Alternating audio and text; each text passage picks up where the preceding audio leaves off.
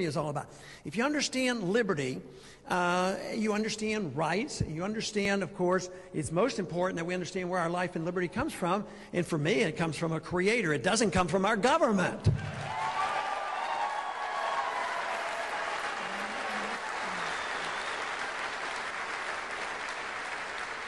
Now, if we have a natural right to our life and our liberty, we should have a natural right to the fruits of our labor, which, of course, that would mean that the tax code wouldn't exist. There wouldn't be any need for it. But this is what we have to do. But the big question is, how do you bring enough people together? And a lot of people say, well, Ron, you have good ideas and we sort of like it, but you got to compromise on this in order to get some people over here to come over here and join together. I think in many ways what I've observed in Washington for 30 years has been way too much compromise. They come together.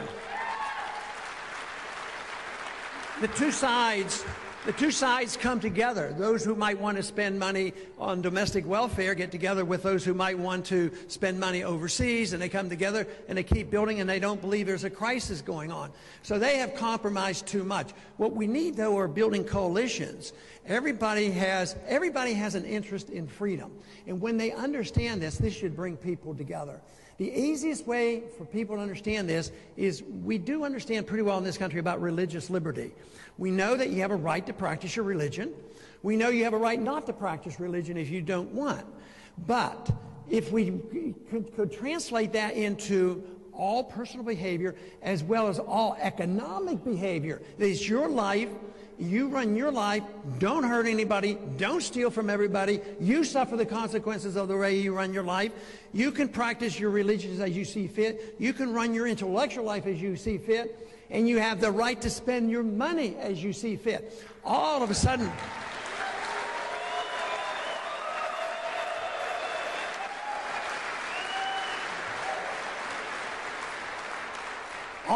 you see people agreeing, yeah, I like my freedom here, I like my freedom for this. So you come together, but you don't have to be judgmental and say, oh, he's using his freedom the wrong way. I want him to use his freedom the way I use my freedom. No, you can't do that. You have to be tolerant. People say, oh, no, you can't be tolerant. What if they do something that you don't like? Tolerance does not mean endorsement. Because you tolerate freedom of choice in religion and somebody becomes an atheist, that doesn't mean that you endorse atheism. So we need to be more open about this. That is the only way we can bring the people together. It is the way you bring diversity together because it's a common cause, and the common cause is liberty. Liberty is what made this country great. It is the issue that made our country prosperous. It is the issue that gave us the biggest, largest, and richest middle class.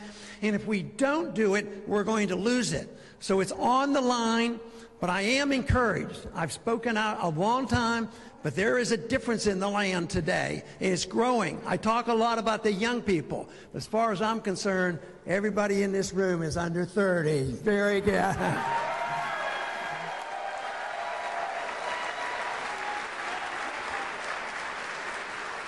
Now, it is a great cause, and one thing I talk about a whole lot, it's very serious, and we ought to have fun doing it because you'll meet allies. You meet allies in this room, and you understand it, and you bring people together.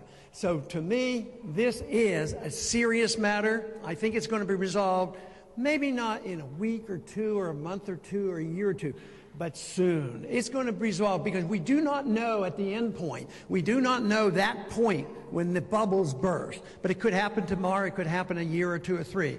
But when it happens, we better be prepared. And that is why I am delighted to come and visit with like-minded people who are interested and willing to lead the charge for the cause of liberty. Thank you very much.